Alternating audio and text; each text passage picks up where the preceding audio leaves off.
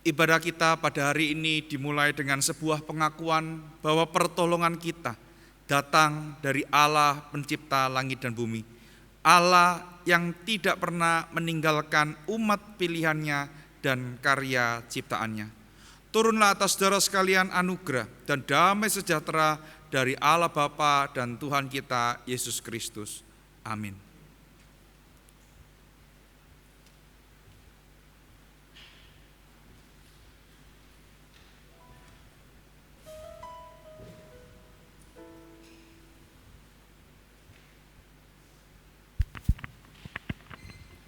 Jemaat dipersilakan duduk kembali.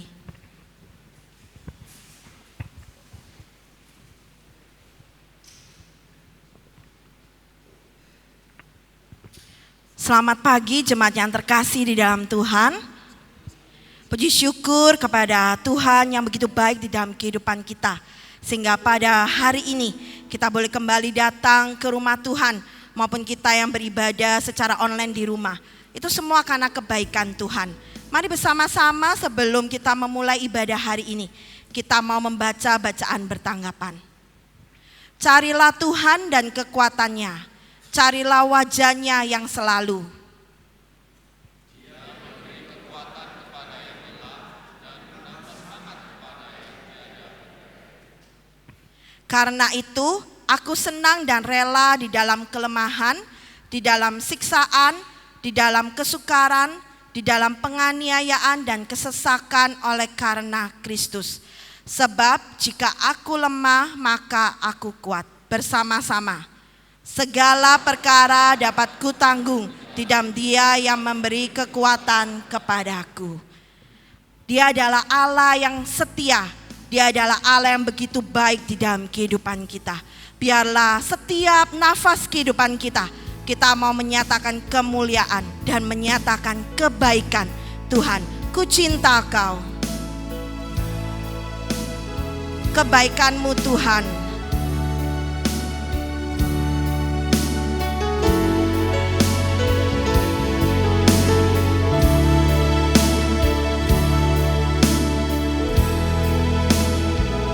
Ku cinta Kau. Rahmat-Mu nyata bagiku, hidupku di dalam tangan-Mu. Sejak pagi ku terbangun sampai ku terbaring, ku nyanyi kebaikan-Mu. Sekali lagi kita katakan, ku cinta Kau.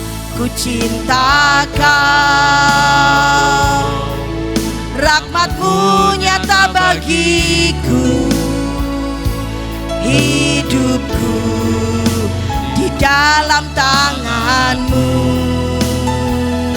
Sejak pagi ku terbangun sampai ku terbaring, ku nyanyi kebaikan-Mu. Sepanjang hidupku Kau setia. Sepanjang hidupku Kau setia. Sepanjang hidupku Kau sangat baik. Nafasku memuliakan-Mu, ku nyanyi kebaikan-Mu Tuhan. Suaramu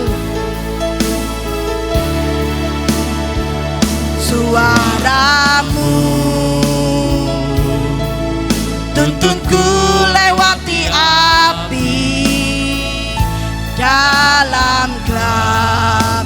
Kau ada bagiku. Sejak pagi ku terbangun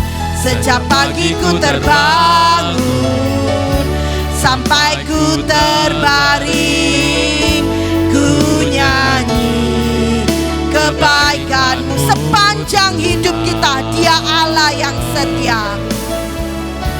Sepanjang hidupku Kau setia.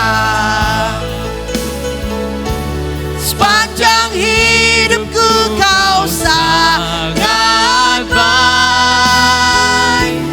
Nafasku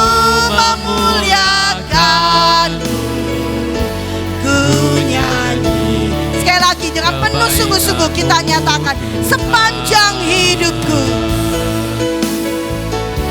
sepanjang hidupku Kau setia,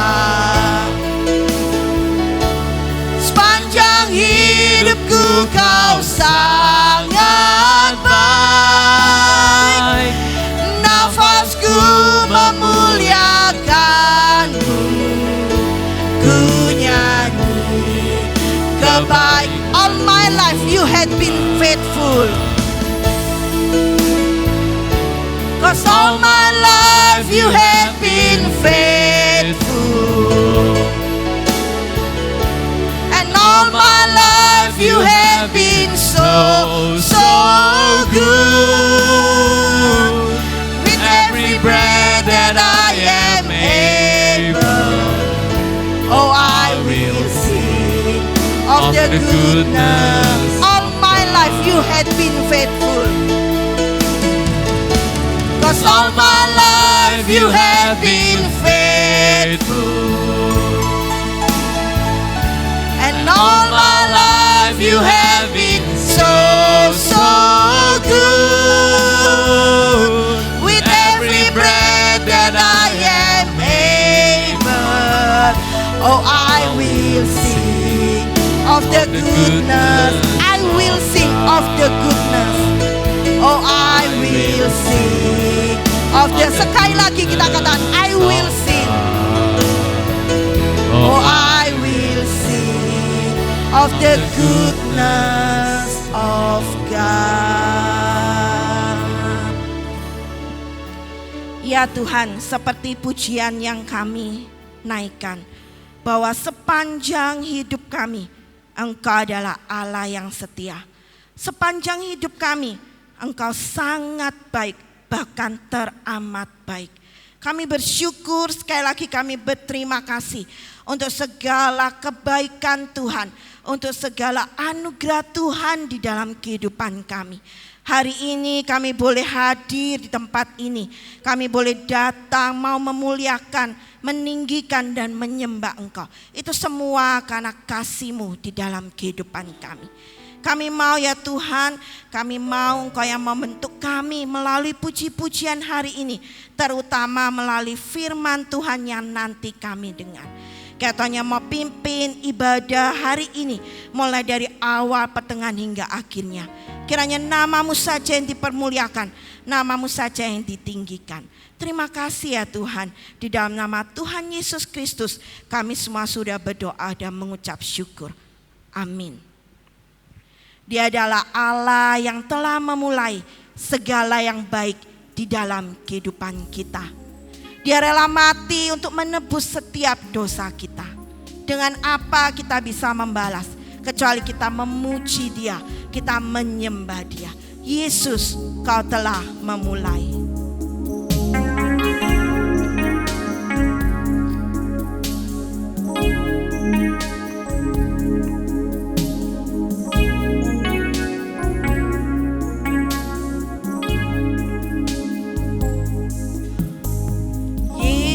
Yesus, Kau telah memulai segala yang baik dalamku.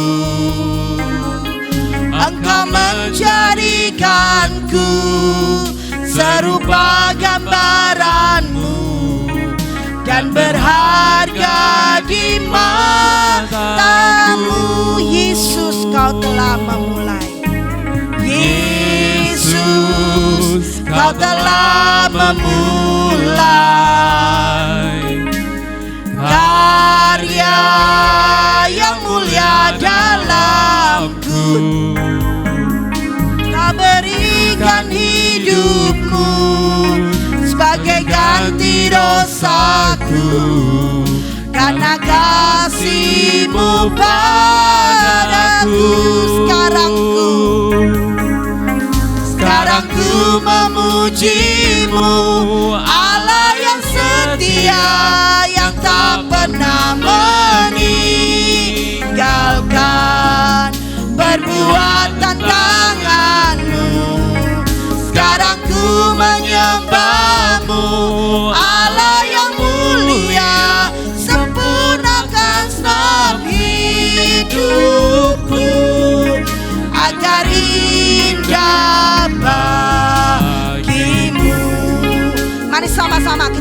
Tuhan, kita puji Dia.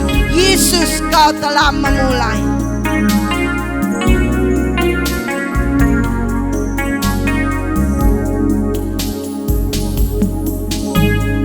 Yesus, Kau telah memulai segala yang baik dalamku.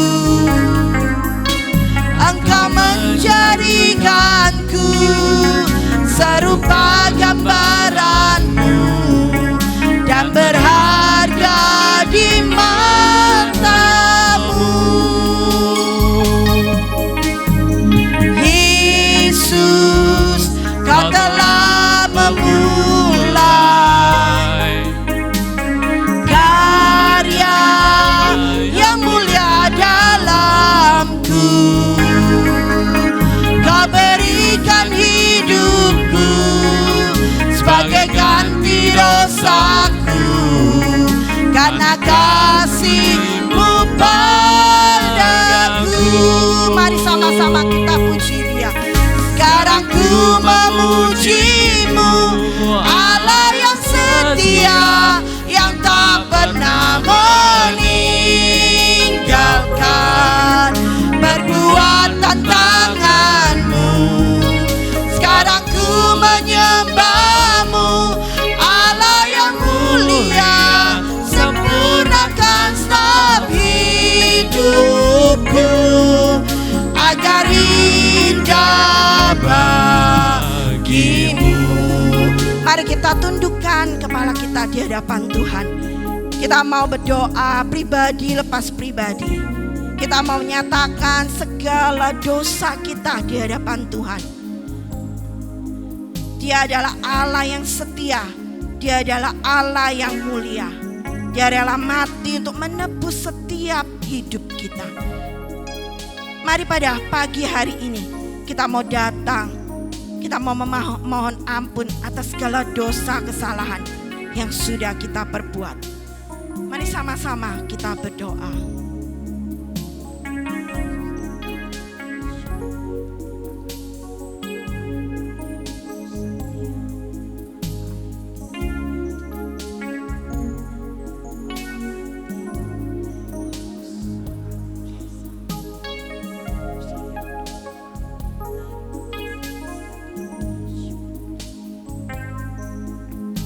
Tuhan, ini setiap kami, ini setiap hidup kami bawa di dalam tangan Engkau. Tidak ada yang bisa kami tutupi di hadapan-Mu ya Tuhan. Kami bersyukur memiliki Tuhan yang begitu baik di dalam kehidupan kita. Kami bersyukur memiliki Tuhan yang begitu setia, Tuhan yang maha kasih. Ampuni segala dosa kesalahan kami Tuhan.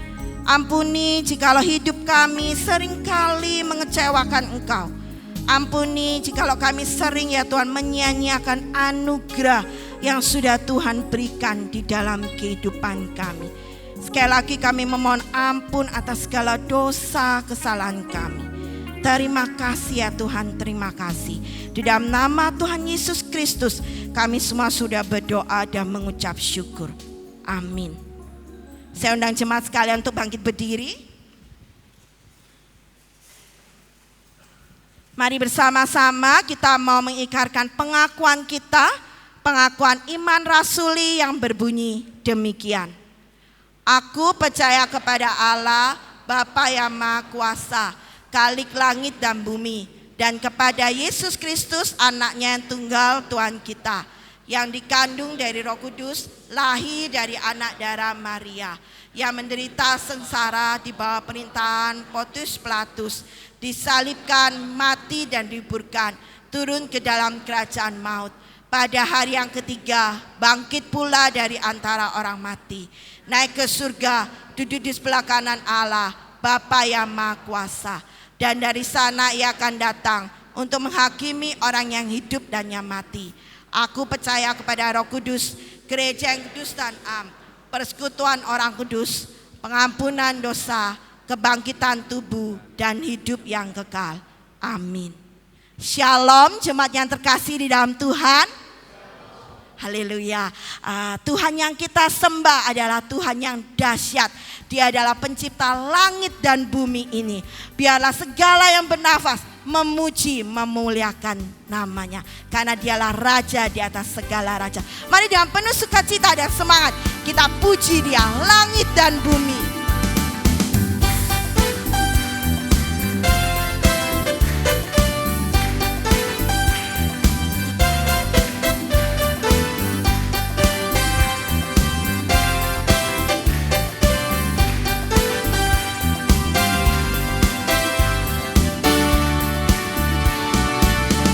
Dan bumi pujilah Tuhan, sebab dia ciptakan semuanya.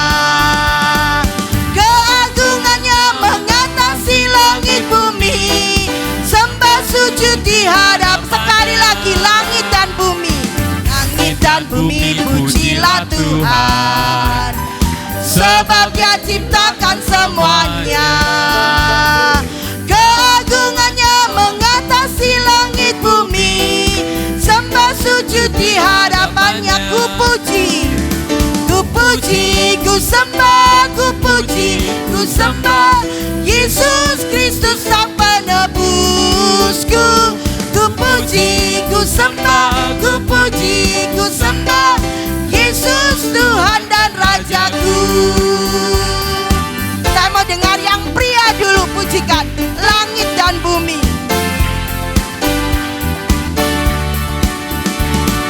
Langit dan bumi pujilah Tuhan, sebab dia ciptakan semuanya. Keagungannya mengatasi langit bumi.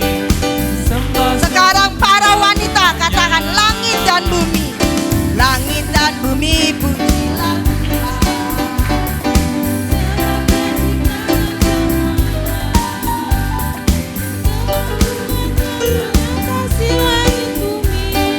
Sembah sujud bersama-sama, kita puji dia. Ku puji, ku sembah, ku puji, ku sembah Yesus Kristus sang penebusku. Ku puji, ku sembah, ku puji, ku sembah Yesus Tuhan. Ku puji, ku sembah, ku puji, ku sembah, ku puji, ku sembah Yesus Kristus sang penebusku. Ku puji, ku sembah, ku puji, ku sembah Yesus Tuhan dan Raja. Katakan haleluya, haleluya, amin, haleluya, amin, haleluya, amin, haleluya. Sekali lagi, haleluya, haleluya, amin, haleluya, amin, haleluya, amin, haleluya, amin. Berikan sorak-sorak yang terbaik buat Tuhan kita. Kita semua adalah umat pilihan Tuhan. Kita sudah ditebus oleh darahnya yang kudus. Biarlah kemanapun kita pergi, dimanapun kita berada, kita mau mewartakan kasih dan Injil Tuhan. Kami terima kuasa-Mu Tuhan.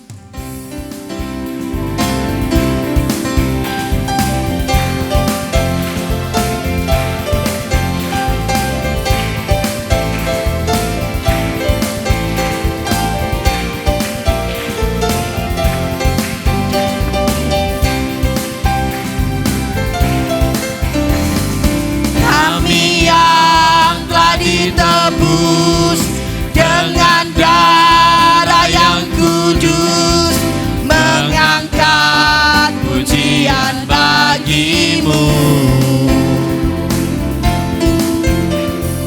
Kami bait kudus-Mu sebagai bukti karya-Mu. Nyatakan Kau besar dan hidup. Berlari sampai tujuan, mendapat mendapatkan mahkota kekal. Kami terima kuasa-Mu Tuhan, kami terima kemenangan yang Engkau sediakan, untuk kami bawa di setiap langkah. Dimanapun kami berdiri, kemanapun kami kan pergi, di situ pasti mujizat-Mu terjadi.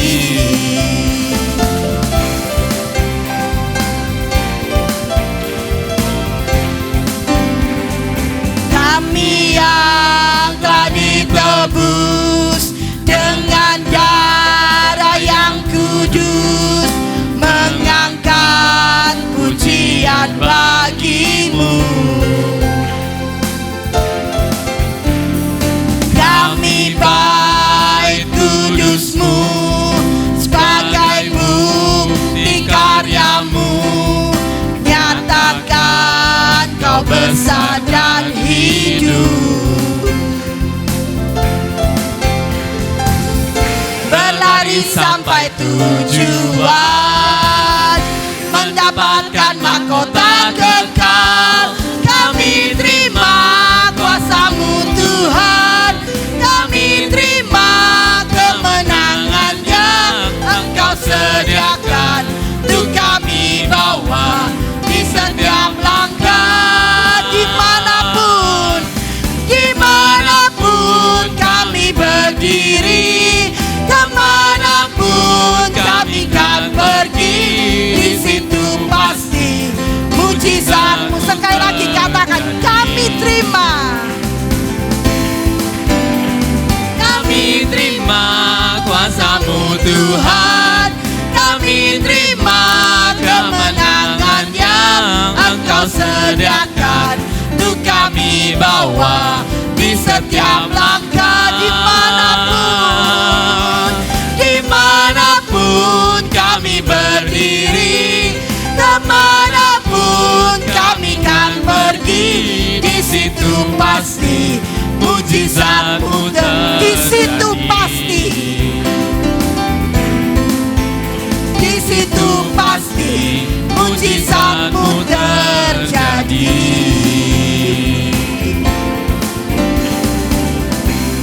Jemaat dipersilakan duduk kembali.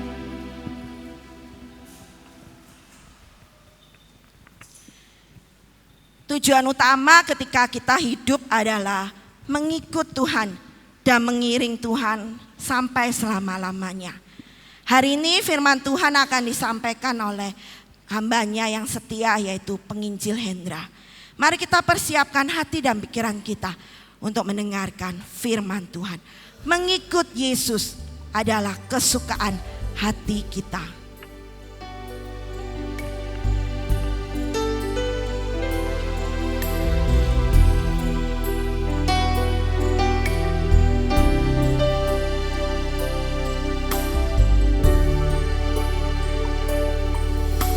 Semua karena anugerah-Mu hari ini ada.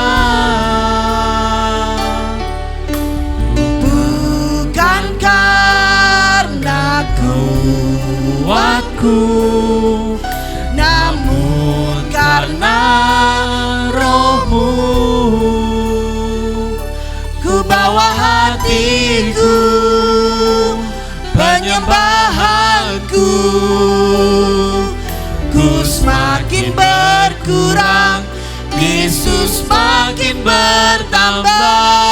Sama-sama katakan, mengikut Yesus, itulah kesukaan hatiku. Ku lepas semua hakku untuk mengenal kehendaknya di hidupku, mengiring Yesus.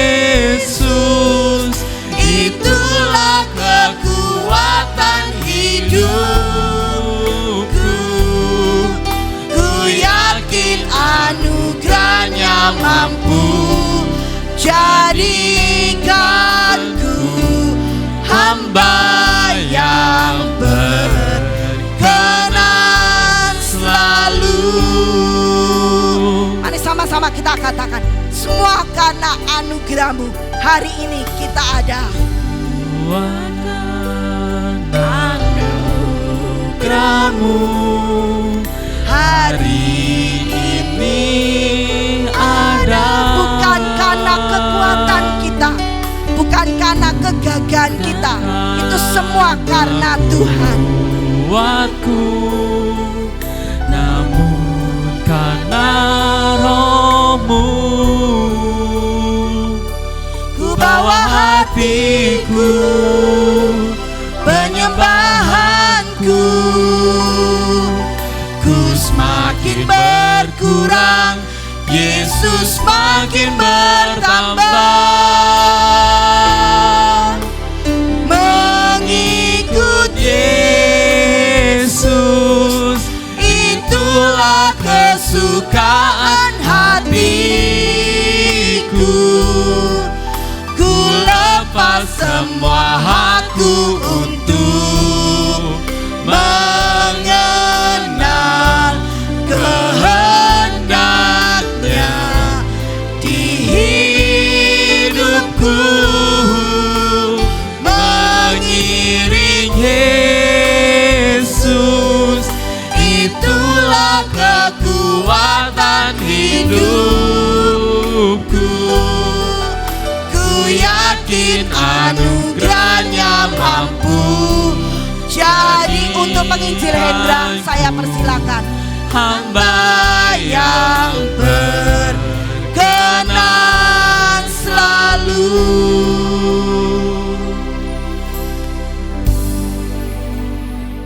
Mari kita berdoa.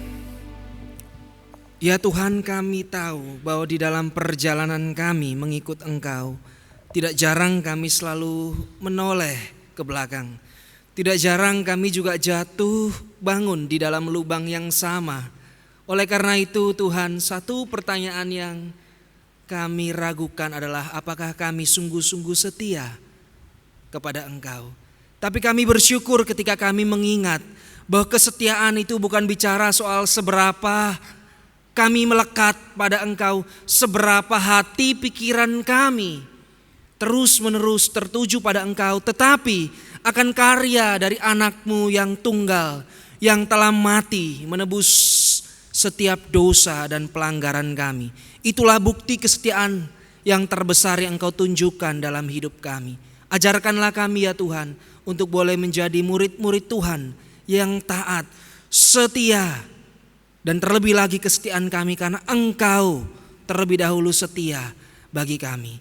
Pakailah ibadah ini untuk boleh menumbuhkan iman kami dan juga cinta kami kepada Tuhan dan kepada sesama kami. Pakailah hamba-Mu di tengah kelemahannya untuk menguraikan firman Tuhan. Kiranya Injil Kristus boleh bercahaya di tengah-tengah kelemahan manusia. Inilah doa kami ya Tuhan, inilah rindu kami. Dalam nama Tuhan Yesus kami berdoa dan kami bersyukur. Amin.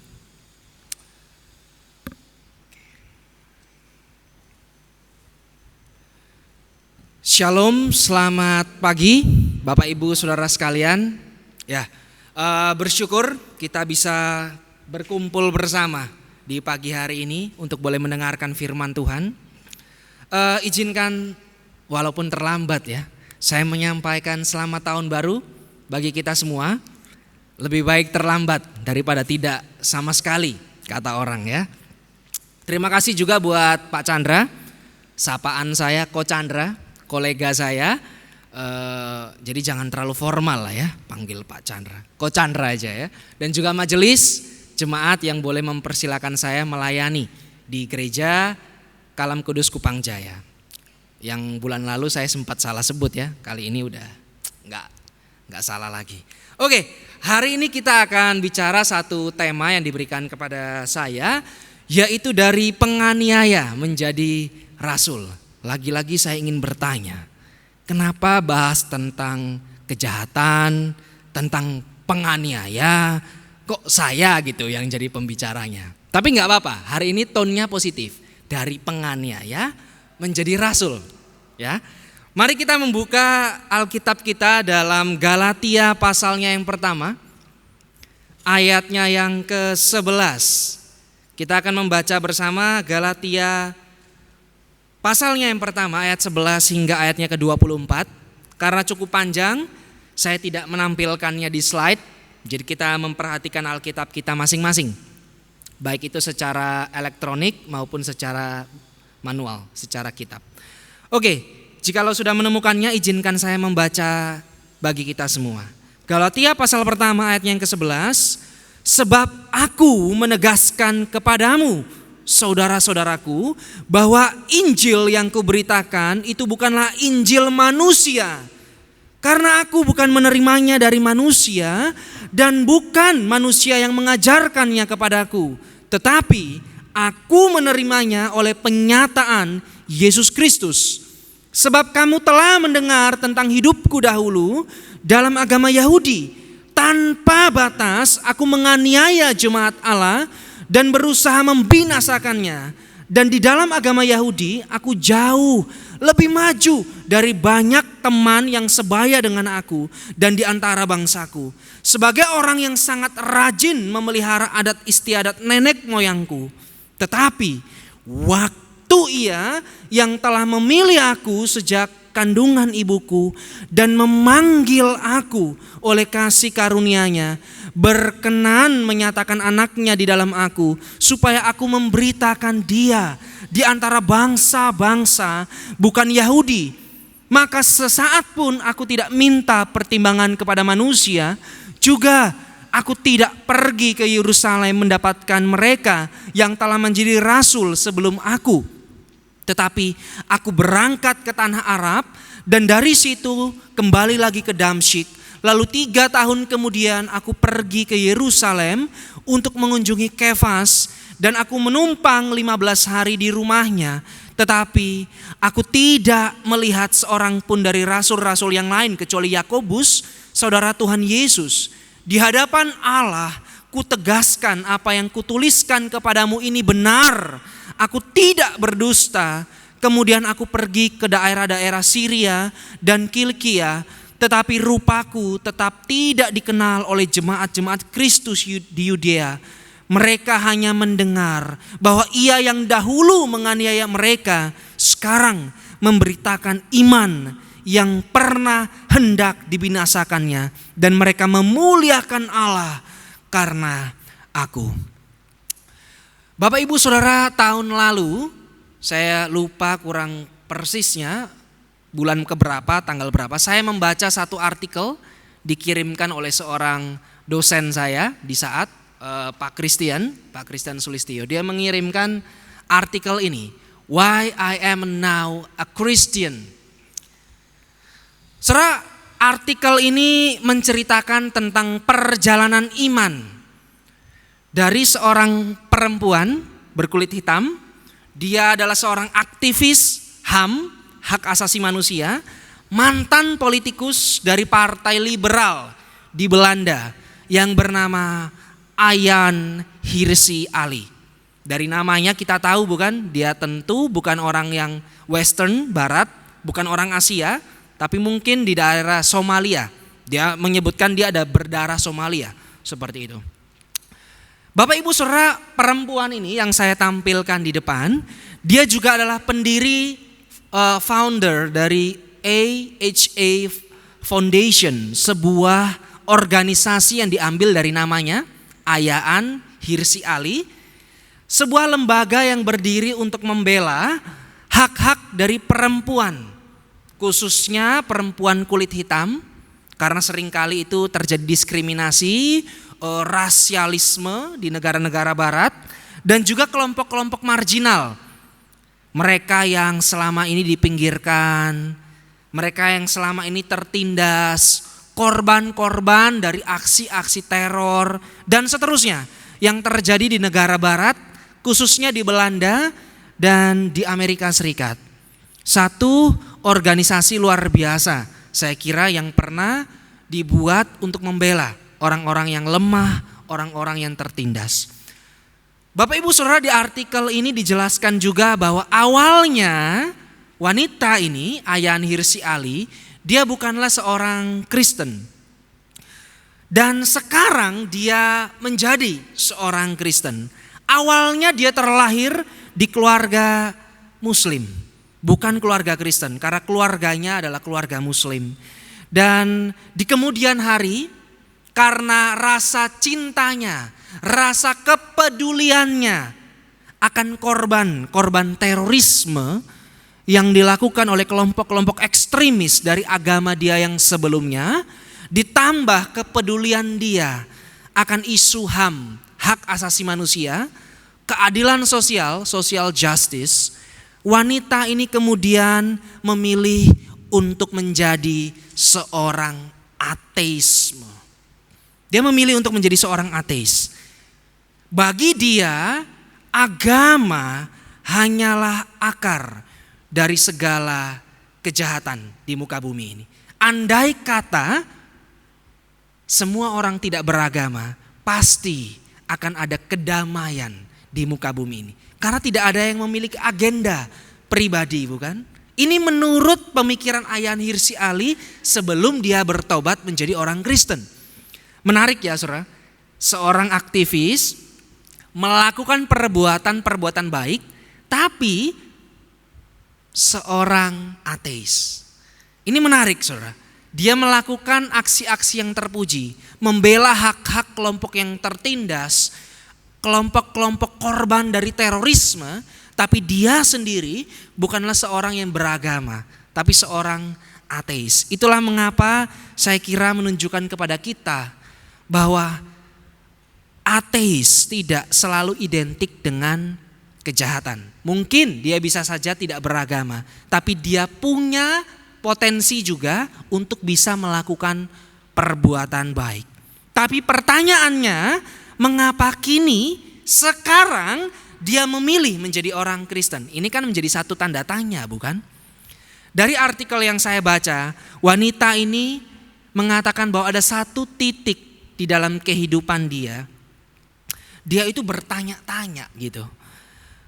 Yang saya baca dia itu bertanya gini, ya memang betul sih seorang ateis bisa melakukan perbuatan baik. Tetapi ateisme, kita perlu membedakan di sini ateis dengan ateisme. Ateis adalah orang-orangnya. Kalau ateisme itu adalah kepercayaannya, filsafatnya. Kepercayaan bahwa there is no God. Tidak ada Allah, tidak adalah pencipta di dunia ini. Tidak mungkin bisa memberikan fondasi atau dasar yang kokoh bagi moralitas, bagi kemanusiaan. Dia kemudian bertanya-tanya, kalau memang Allah itu tidak ada, bahasa Surabayanya, gawe opo saya selama ini melakukan perbuatan baik. Kalau tidak ada Allah, untuk apa saya membela hak-hak dari orang-orang yang tertindas? Ngapain kalau enggak ada Allah? Kan enggak ada yang menilai baik atau buruknya. Lebih jauh dia bertanya-tanya, dari mana ya kita bisa membedakan apa yang baik dari yang jahat? Kalau tidak ada Allah, kan tidak ada firman Allah. Tidak ada standar dari moralitas. Dari mana kita bisa mengatakan bahwa memberi lebih baik daripada mencuri? Apalagi jelas-jelas mencuri itu menambah kapital kita. Ya kan? Dari mana kita bisa mengatakan satu perbuatan itu lebih baik daripada perbuatan yang lain jika tidak ada Allah? Saudara, ini pergumulan intelektual sekaligus pergumulan spiritual yang dialami oleh wanita ini, sehingga karena pergumulannya itu, singkat cerita, wanita ini akhirnya sadar di satu titik kehidupan dia bahwa ateisme tidak bisa memberikan fondasi bagi kebaikan, bagi perubahan. Gaya apa merubah masyarakat? Wah, nggak ada Allah, ya kan? Mencuri, memberi, nggak ada jauh perbedaannya, bukan? Nah, Ayan Hirsi Ali ini kemudian sadar bahwa kekristenan memberikan fondasi, dasar yang valid bagi moralitas, kebaikan dibangun atas dasar Allah yang baik. The goodness of God. Seperti lagu yang tadi kita nyanyikan, bukan? Saudara, akhirnya dia menyadari pentingnya Allah. Dan dia tahu bahwa kekristenan menyediakan fondasi bagi moralitas, hak asasi manusia, kesetaraan, dan pentingnya keadilan. Semua itu penting karena ada Allah yang baik, ada Allah yang adil, dan seterusnya. Sedangkan ateisme tidak memberikan fondasi bagi moralitas manusia.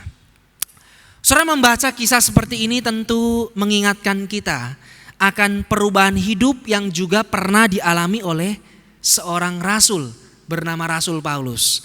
Kita perlu ingat, perubahan hidup Rasul Paulus itu bukan seperti pemabuk, pemungut cukai, penjahat menjadi hamba Tuhan. Bukan.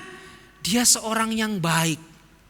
Seorang yang boleh dikatakan religius, Farisi pada waktu itu.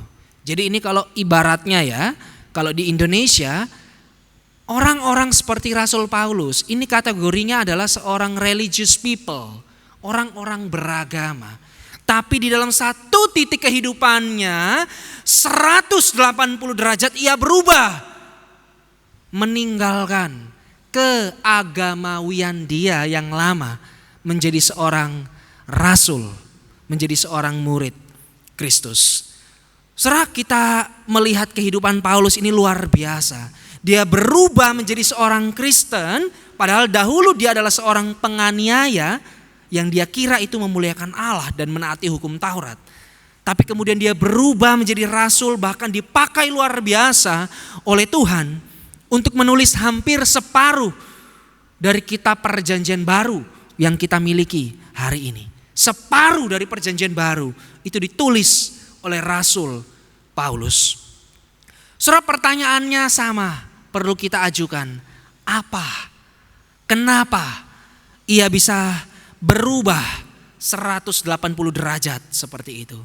Saudara, kalau kita melihat sebelum Paulus menulis kisah perubahan hidupnya yang tadi kita baca di awal, di Galatia pasalnya yang pertama ayat 6 sampai ayat 10, Paulus menulis terlebih dahulu kepada jemaat Galatia, tentu juga kepada kita hari ini, bahwa tidak ada Injil yang lain, hanya ada satu Injil yang benar.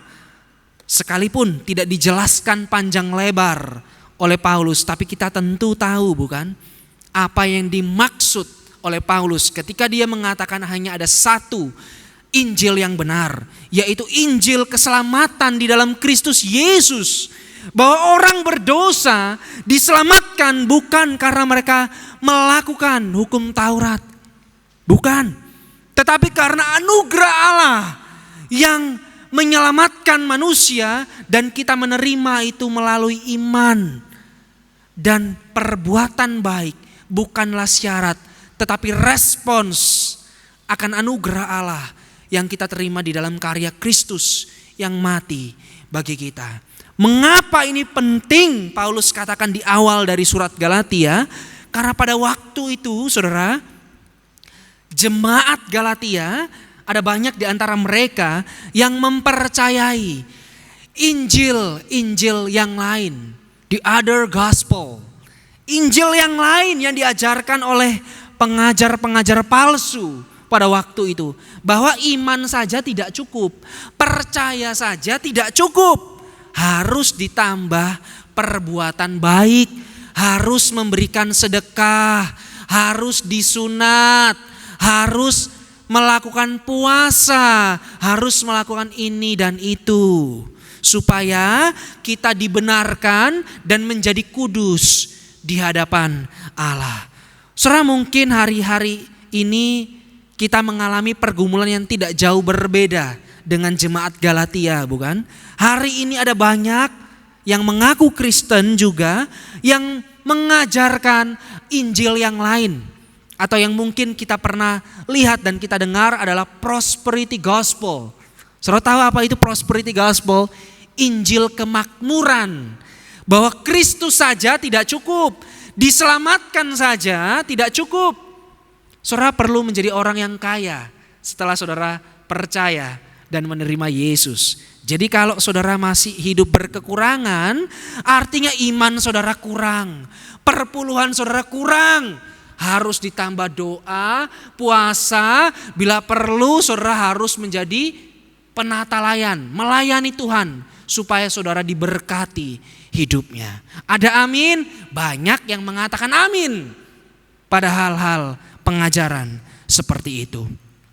Saudara, saya kira pergumulan gereja dari tahun ke tahun selalu sama. Selalu ada pengajaran palsu, selalu ada yang berusaha memodifikasi Injil.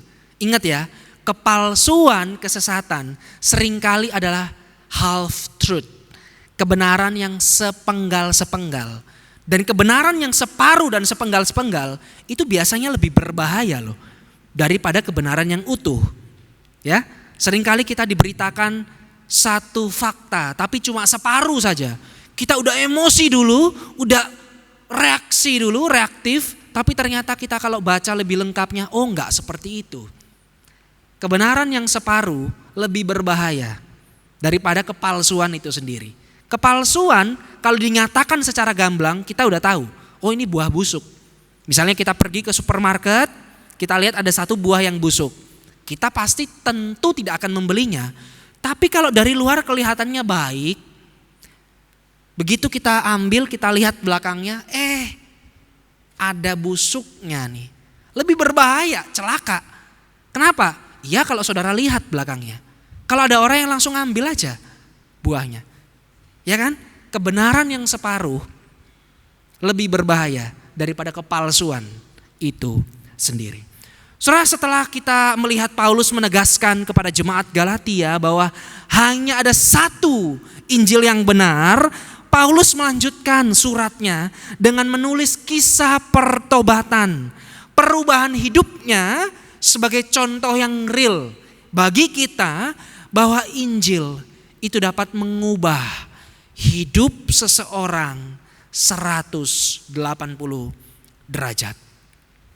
Saudara, di ayat 11 Paulus mengatakan, sebab aku menegaskan kepadamu, saudara-saudaraku, bahwa Injil yang kuberitakan itu bukanlah Injil manusia.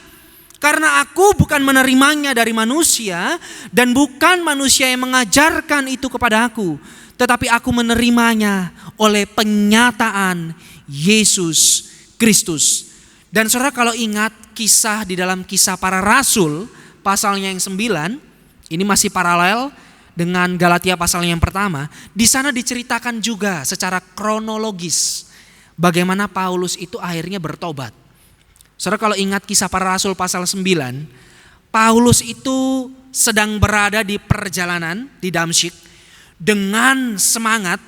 Dia mau pergi menuju ke Yerusalem meminta surat kuasa untuk menangkap dan mengadili orang-orang Kristen pada waktu itu. Tapi menariknya di tengah perjalanan Paulus di Damsyik, ia kemudian mendapatkan penyataan, pewahyuan secara langsung oleh Tuhan Yesus. Di Kisah Para Rasul pasal 9 dan ayat 4, di sana dikatakan, Saulus, Saulus, mengapa engkau menganiaya aku? Kata Tuhan Yesus. Dan di momen itulah Paulus sadar kalau apa yang ia sedang lakukan, dia tidak sedang menaati kehendak Allah.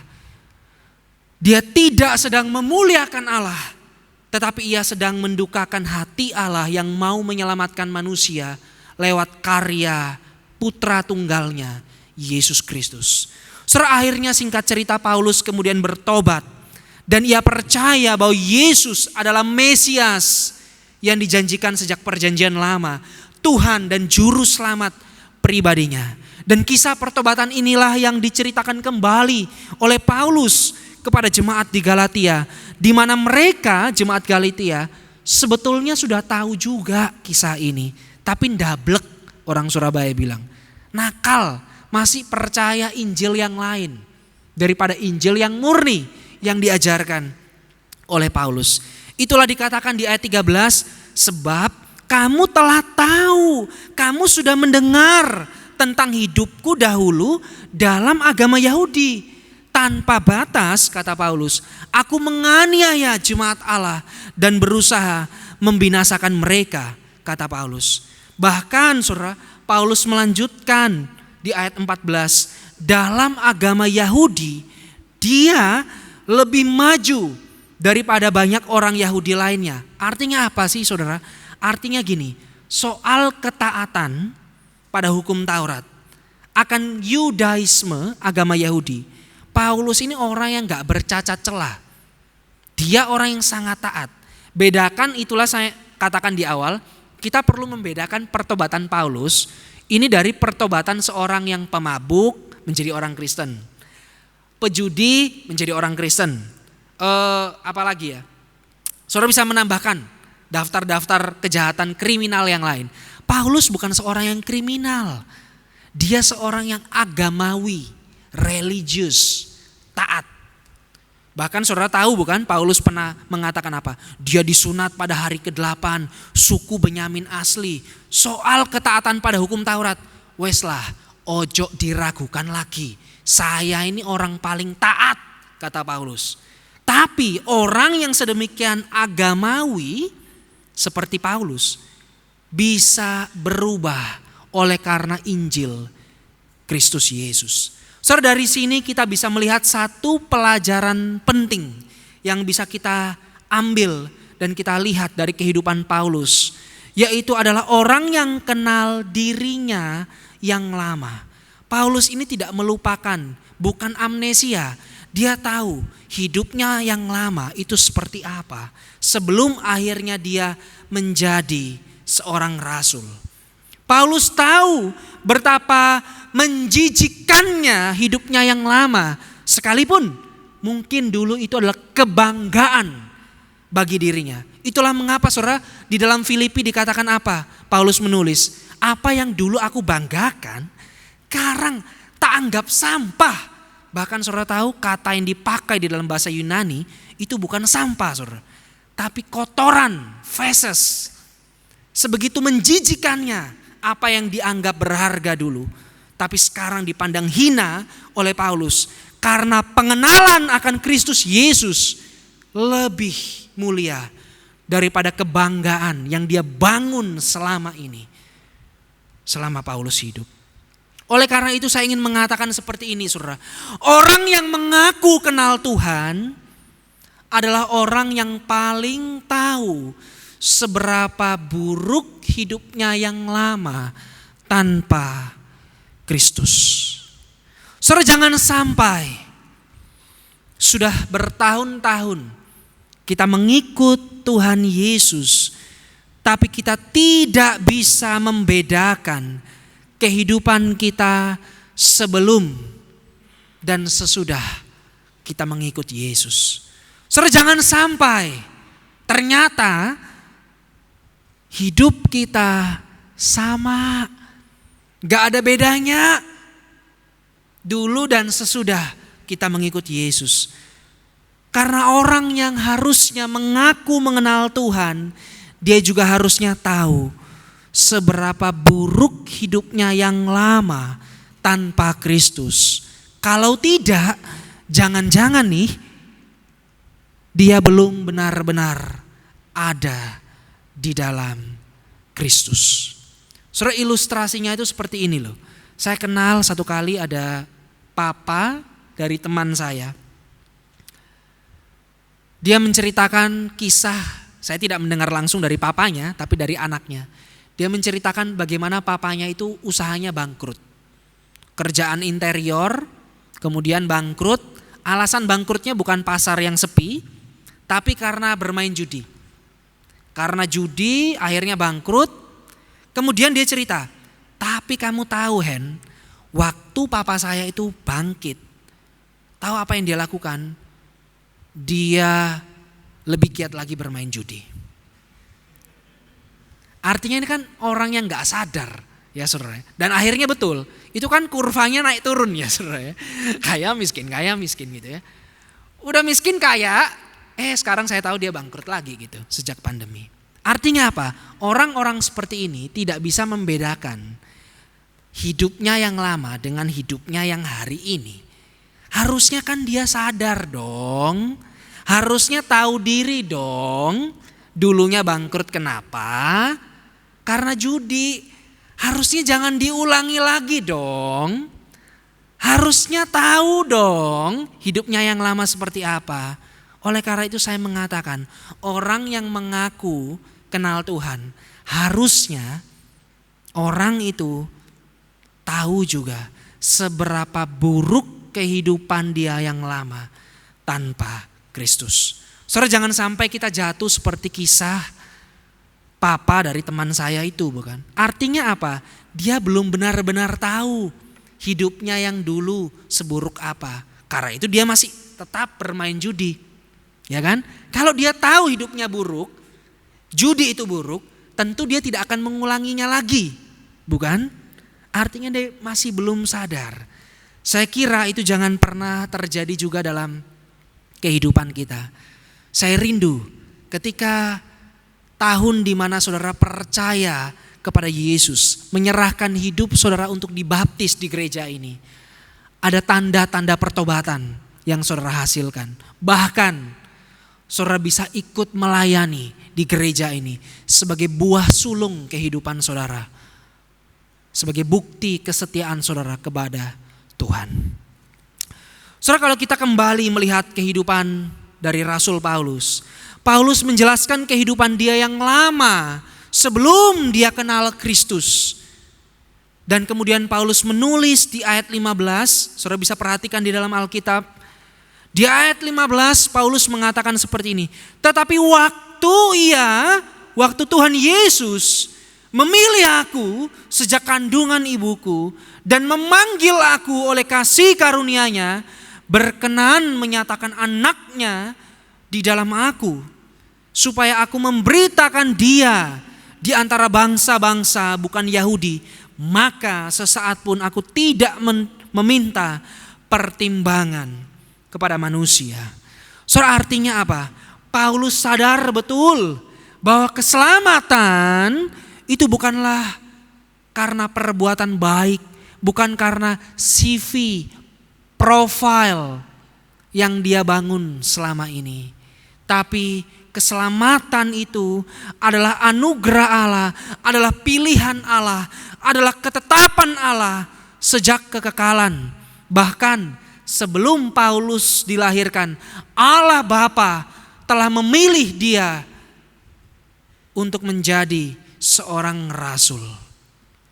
Dan kalau Allah itu memilih, maka Allah itu juga yang akan memanggil setiap kita.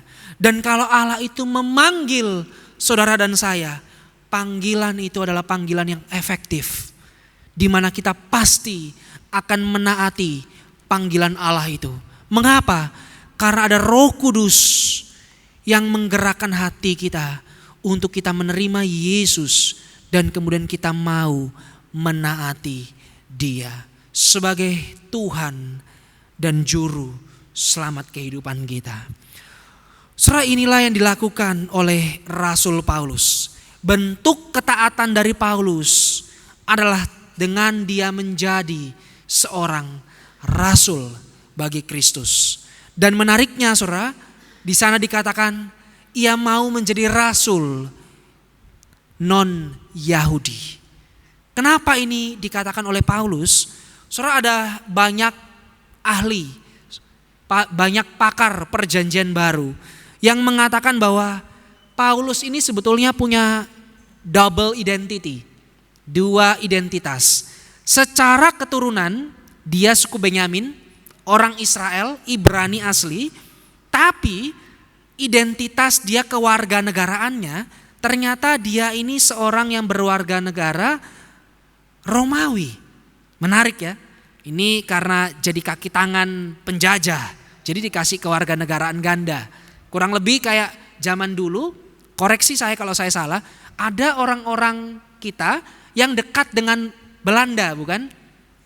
Jadi bahkan seolah-olah menjadi kaki tangan seperti itu. Dua identitas, inilah yang dimainkan oleh Paulus. Saudara, privilege Paulus ini kemungkinan karena ayahnya atau karena keluarganya itu pernah mengabdi pada kerajaan Romawi, sehingga ia bisa mendapatkan hak kewarganegaraan sebagai seorang Roma. Jadi berbeda dengan rasul-rasul yang lain yang murni orang Yahudi saja, Paulus ternyata adalah seorang yang juga berkewarganegaraan Romawi. Artinya apa? Dia itu paham betul cara berpikir, konteks kehidupan dari orang-orang Romawi. Orang Romawi kan tentu berbeda dengan orang Yahudi, bukan? Nah, saudara, karena Paulus itu paham konteks kehidupan non-Yahudi, maka berita Injil yang ia sampaikan bisa lebih mendarat. Kalau orang bilangnya tuh gini, kalau kamu mau memenangkan generasi muda, maka jadilah anak muda. Ya, biasanya seperti itu prinsipnya. Begitu pula dengan Paulus, dia mau memenangkan orang-orang non-Yahudi, maka dia tentu paham betul cara berpikir, konteks kehidupan sosial dan agama dari orang-orang Romawi. Saudara, kembali lagi. Tapi yang ingin saya garis bawahi di sini adalah kita perlu melihat di ayat 15 dan ayat 16 adalah Paulus sadar betul bahwa hidup yang saat ini ia hidupi, yang ada di dalam Kristus, adalah satu keuntungan, privilege yang lebih besar daripada privilege yang ia dapatkan dari menjadi seorang Romawi. Keuntungan ini bahkan bukan karena dia menaati hukum Taurat, tapi karena Allah telah berkenan memilih, memanggil, dan memakai Paulus dari yang awalnya itu apa? Penganiaya, akhirnya menjadi rasul bagi orang-orang non-Yahudi. Saudara, satu kisah perubahan hidup yang saya kira luar biasa di dalam hidup seorang yang bernama Paulus. Saudara, aplikasinya bagi kita ada satu hal lagi yang saya ingin kita lakukan adalah orang yang mengaku kenal Tuhan harusnya nih dia tidak hanya tahu seberapa buruk hidupnya yang lama tanpa Kristus, tetapi dia juga harus tahu seberapa mulia kehidupannya yang baru untuk melayani Kristus. Saudara, mengingat masa lalu itu satu hal, tapi menapaki kehidupan hari ini sambil melihat ke depan itu adalah hal yang berbeda. Jangan sampai kita cuma bisa membedakan, oh dulu saya sudah bertobat, saya udah terima Tuhan Yesus, dulu saya juga pejudi, dulu saya juga gak suka sama orang Kristen, sekarang saya jadi anggota gereja loh. Cukup berhenti sampai di situ? Tidak cukup, saudara. Saudara harus tahu seberapa mulia kehidupan saudara hari ini dan apa yang menjadi panggilan Tuhan dalam kehidupan setiap kita setelah kita mengikut Tuhan Yesus. Ada orang-orang yang Tuhan pakai menjadi terang di dalam dunia bisnis. Ada orang-orang yang Tuhan pakai menjadi terang di dalam lingkup keluarga mereka, menjadi seorang ibu rumah tangga yang baik, setia di dalam hidup rumah tangga. Ada orang-orang yang Tuhan panggil secara khusus menjadi majelis, menjadi hamba-hamba Tuhan. Saudara, tidak cukup hanya sekedar saudara itu menikmati keselamatan. Dalam pengertian saya udah diselamatkan, itu cukup. Saudara perlu memberikan respons akan keselamatan itu. Jangan sampai kita menyia-nyiakan Injil, kabar baik di dalam kehidupan kita.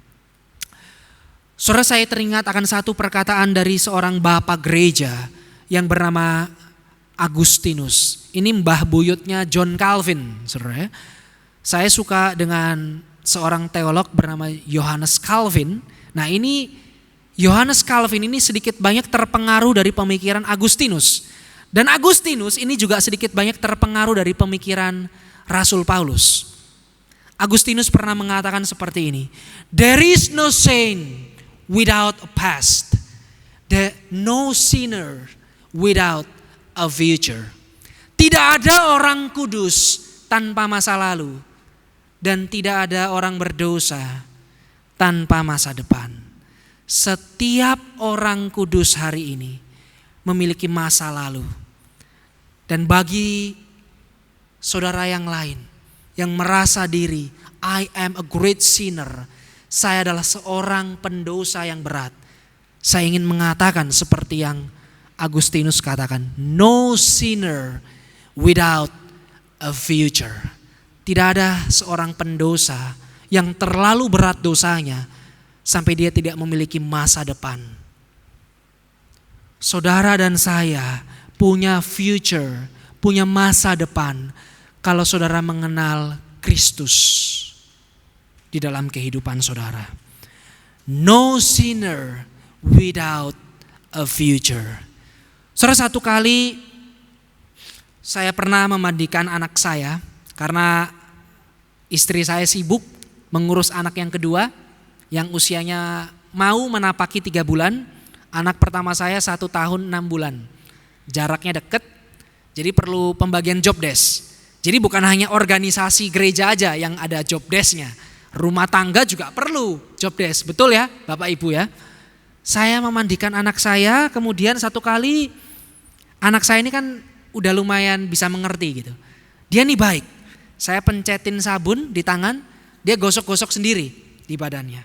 Baik kan? Artinya apa? Dia menolong, membantu pekerjaan dari papanya. Mandi yang awalnya 10 menit bisa ringkes jadi 5 menit. Dia bantu gosok-gosok. Tapi satu kali saudara, tangan yang penuh dengan sabun itu dia usap-usap ke mukanya saudara. Perih. Dia menangis sejadi-jadinya, tapi dia pada waktu menangis itu semakin dia mengusap-usap wajahnya dengan tangan yang bersabun saudara. Alhasil bukannya hilang rasa perih itu, tapi semakin perih. Dan saudara, yang saya lakukan adalah saya berusaha menarik tangannya, mencuci tangannya dengan air, supaya dengan tangan yang bersih dia bisa mengusap mukanya, supaya dia tidak merasakan perih itu berlarut-larut. Tapi saudara, ketika saya menarik tangannya itu dengan lebih kencangnya dia menahan diri. Dengan semakin saya menarik tangannya itu dia semakin lebih kencang lagi menahan diri. Saudara, saya sulit sekali membersihkan sabun dari wajahnya karena dia sendiri menutupi mukanya dengan tangannya itu yang berlumuran sabun. Saudara, saya kira begitu juga dengan kehidupan kita. Pada waktu kita mau melayani Tuhan, pada waktu kita mau membantu pekerjaan Tuhan, seringkali ada dosa-dosa yang masih kita simpan erat-erat, yang masih belum mau dibersihkan.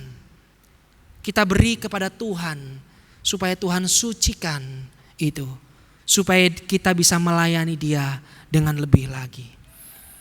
Saudara, sebelum Tuhan mau memakai kehidupan saudara dan saya, izinkan Dia terlebih dahulu bekerja di dalam kita sebelum Ia bekerja melalui hidup kita. Saudara, apa yang menjadi pergumulan hidup saudara hari ini? Apa yang menjadi dosa-dosa saudara yang seringkali saudara pegang erat-erat? Apa yang menjadi pergumulan saudara yang seringkali saudara pegang itu dan tidak mau memberikan itu untuk disucikan kepada Tuhan? Saya ingin mengatakan kepada saudara, izinkan Tuhan memegang tanganmu sebelum Ia memakai tanganmu untuk memeluk pundak orang lain.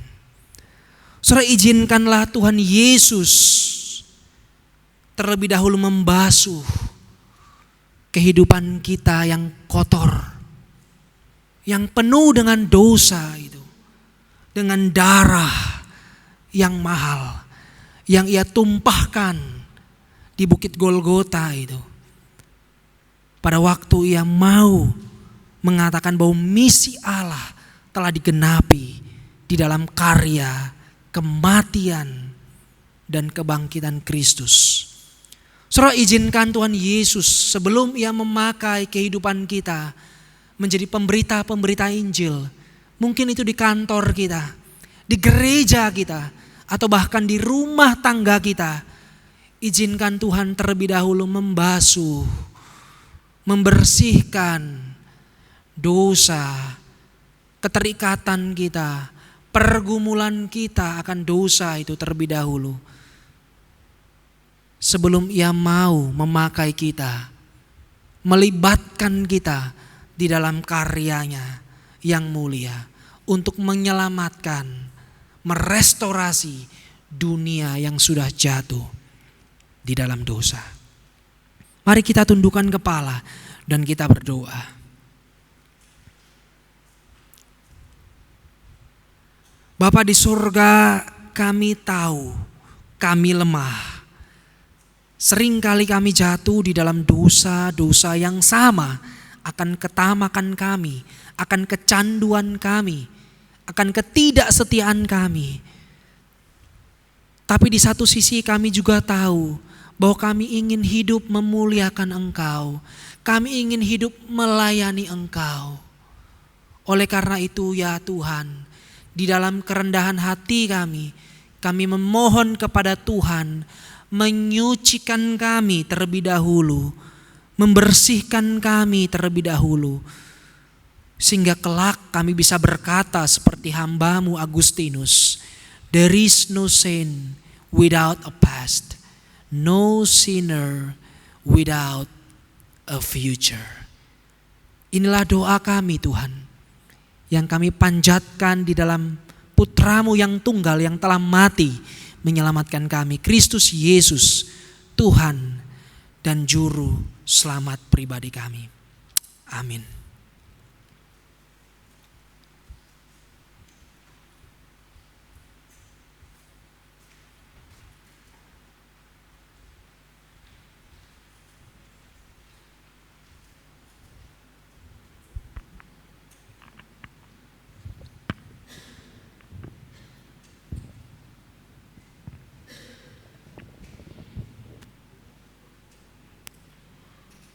Sebagai respon atas firman Tuhan yang sudah kita dengar, mari kita bersama-sama membaca New City Catechism pertanyaan 20. Siapa penebus itu? Satu-satunya penebus adalah Tuhan Yesus Kristus, Anak Allah yang kekal. Ia adalah Allah yang telah menjadi manusia dan telah menanggung hukuman untuk dosa di dalam dirinya. Hari ini adalah minggu ketiga, kita akan memberikan persembahan 2 kali. Yang pertama adalah persembahan rutin, dan yang kedua adalah untuk persembahan diakonia. Kasih Tuhan begitu baik di dalam kehidupan kita. Kasih-Nya lebih luas dari samudra. Mari kita mempersiapkan persembahan kita mau naikkan pujian. Lebih luas dari samudra.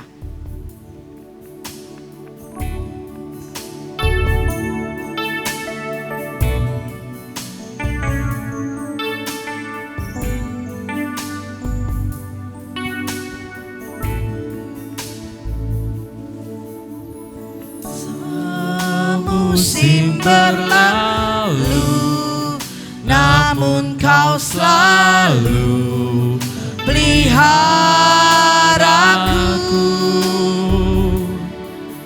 Kasih dan setiamu tak pernah layu di hidupku. Lebih luas dari samudra, Kebaikan-Mu Bapa takkan habis di hidupku, lebih tinggi dari cakrawala. Tak terbatas kasih-Mu, sungguh ku bersyukur.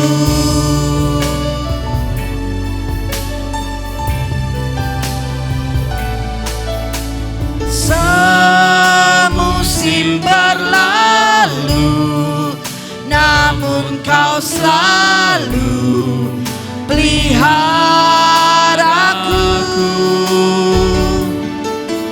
Kasih dan setia-Mu tak pernah layu di hidupku. Lebih luas dari samudra, kebaikan-Mu Bapa takkan habis di hidupku, lebih tinggi dari cakrawala. Tak terbatas kasih-Mu, sungguh ku bersyukur.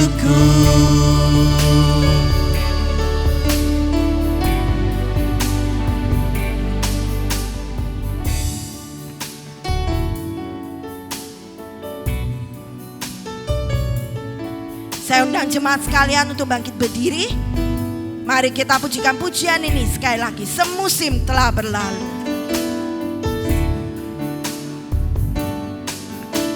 Semusim berlalu, namun Kau selalu peliharaku.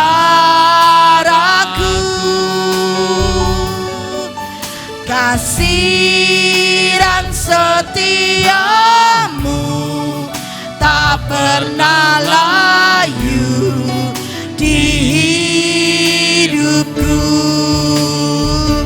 Lebih luas dari samudra, kebaikan-Mu Bapa takkan habis di hidupku, lebih tinggi dari cakrawala. Tak terbatas kasih-Mu, sungguh ku bersyukur. Ya Tuhan, benar. Kasih Tuhan begitu luas, bahkan lebih luas dari samudra. Kami bersyukur, berterima kasih untuk anugerah Tuhan pada hari ini. Kami boleh beribadah, kami boleh memuji, meninggikan nama-Mu. Terutama kami boleh mendengar firman Tuhan. Hari ini kami boleh belajar ya Tuhan, melalui firman-Mu. Kiranya kami tidak hanya mendengar, tetapi kami mau melakukannya di dalam kehidupan kami sehari-hari. Kami manusia yang lemah ya Tuhan, tetapi kami tahu Tuhan yang akan tolong dan Tuhan yang akan pimpin kami. Pada hari ini kami berdoa ya Tuhan, menyerahkan untuk gereja kami di tempat ini, Gereja Kristen Kalam Kudus Kupang Jaya, dengan segala keberadaan, dengan segala pergumulan dan permasalahan yang ada.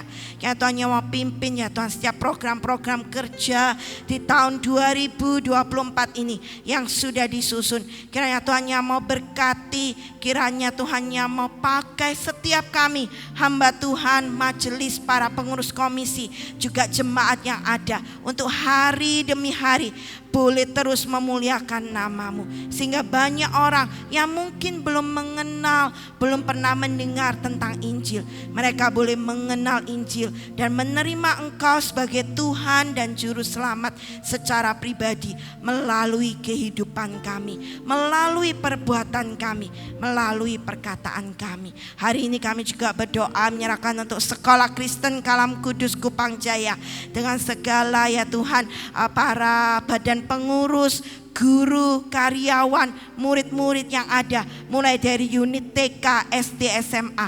Kiranya Tuhan yang mau pakai gereja ini menjadi suatu wadah misi Tuhan, di mana Injil Tuhan diberitakan. Kami berdoa menyerahkan untuk bangsa negara kami di tengah-tengah situasi politik menjelang pemilihan umum yang akan diadakan pada tanggal 14 Februari nanti. Kiranya Tuhan yang mau tolong ya Tuhan, sehingga situasi boleh tetap aman, khususnya di kota Surabaya ini. Siapapun nanti yang terpilih, baik itu presiden, wakil presiden maupun para anggota DPRD, Tuhan yang mau ya Tuhan, sehingga mereka yang sudah terpilih ini benar-benar pilihan yang terbaik yang sudah Engkau siapkan untuk memimpin negara kami Indonesia. Kami berdoa menyerahkan untuk setiap persembahan yang sudah kami kumpulkan, kiranya persembahan ini boleh dipakai untuk memperluas kerajaan Tuhan di tempat ini.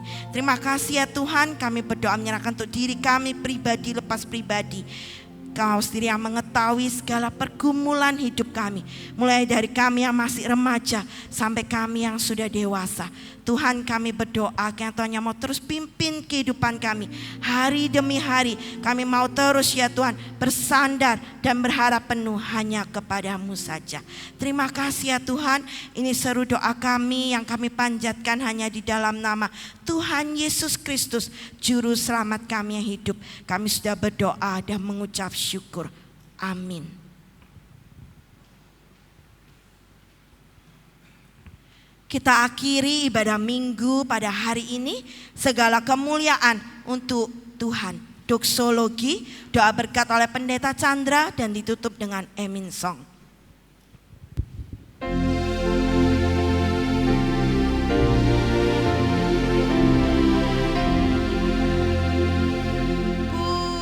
Puji Allah sumber berkat, puji Dia semua ciptaannya, puji Dia para malaikat, Bapa, Putra, dan Roh Kudus. Amin.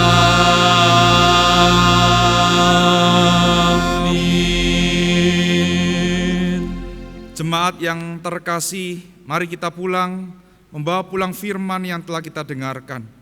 Biarlah diri kita dipakai oleh Tuhan dengan segala keberadaannya untuk menjadi pemberita-pemberita Injil. Oleh karena itu, pulanglah, lakukanlah tugas dan panggilanmu, beritakanlah Injil, dan ketahuilah Allah Tritunggal, Bapa, Putra, dan Roh Kudus yang akan memberkati dan menyertai engkau. Arahkanlah hatimu kepada Tuhan dan terimalah berkat Tuhan. Kiranya Tuhan memberkati engkau dan melindungi engkau. Tuhan menyinari engkau dengan wajah-Nya dan memberi engkau kasih karunia. Tuhan menghadapkan wajah-Nya kepadamu dan memberi engkau damai sejahtera mulai dari sekarang sampai selama-lamanya. Amin. Amin.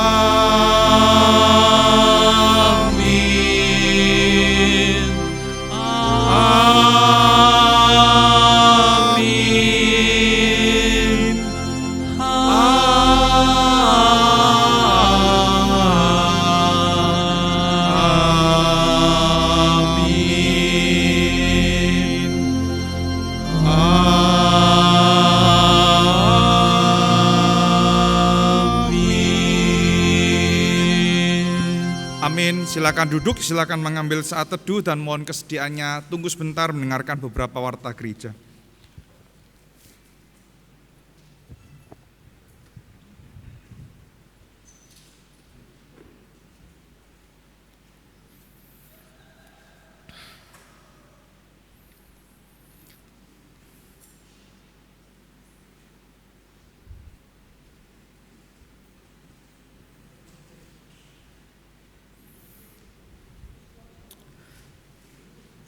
Selamat siang Bapak Ibu sekalian.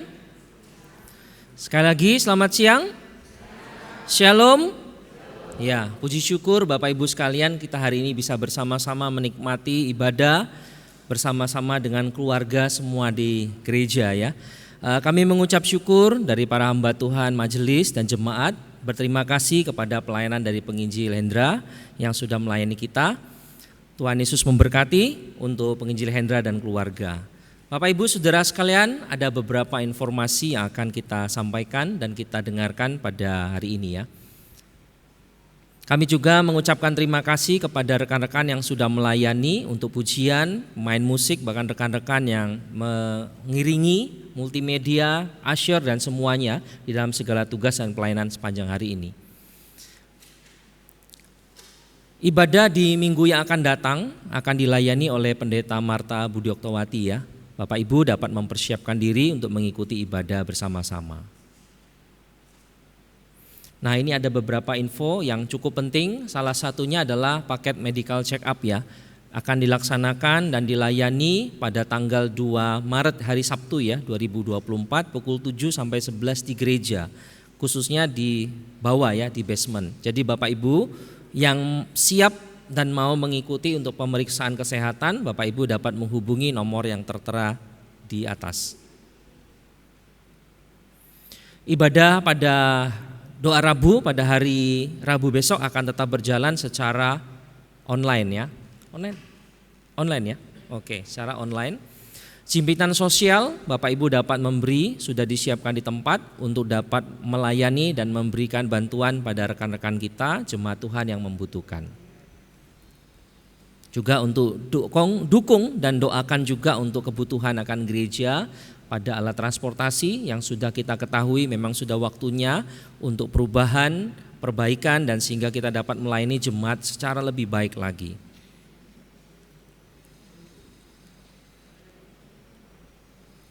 Itu saja Bapak Ibu informasi dari kami. Ada tambahan dari Pak Chandra?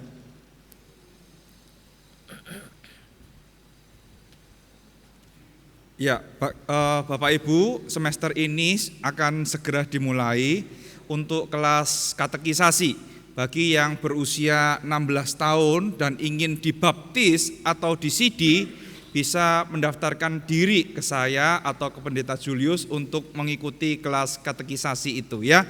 Jadi atau Bapak Ibu yang ingin mengenal ya apa sih yang dipercayai oleh Gereja Kristen Kalam Kudus, Allahnya itu Allah yang seperti apa. Nah, Bapak Ibu bisa mengikuti kelas ini gitu ya. Nah, lalu tambahan Bapak Ibu kita kembali lagi ke yang medical check up. Bapak Ibu mungkin bingung, loh kok harganya ada dua, satu 385, satu 400.000. Wah, gereja ini ngambil cuan begitu ya. Bapak Ibu begini pemikirannya ya. Beberapa waktu yang lalu ketika mengadakan medical check up, itu petugas labnya yang datang sedikit Bapak Ibu. Terus kemudian karena diadakan di sekolah dan diadakan di TK yang tidak ada AC-nya, maka peserta lab itu kepanasan semua. Sementara ngambilnya kan gak mesti pembuluh darahnya langsung ketemu begitu ya. Mereka komplain, "Loh iki petugas labnya kok sedikit," begitu ya. Nah, kenapa terjadi hal seperti itu? Karena data yang masuk itu sebelum mendekati ya hari pemeriksaan sangat sedikit.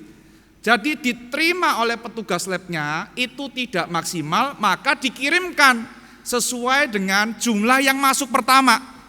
Tapi hari Jumat, Sabtu, Minggu mendadak rombongan teko.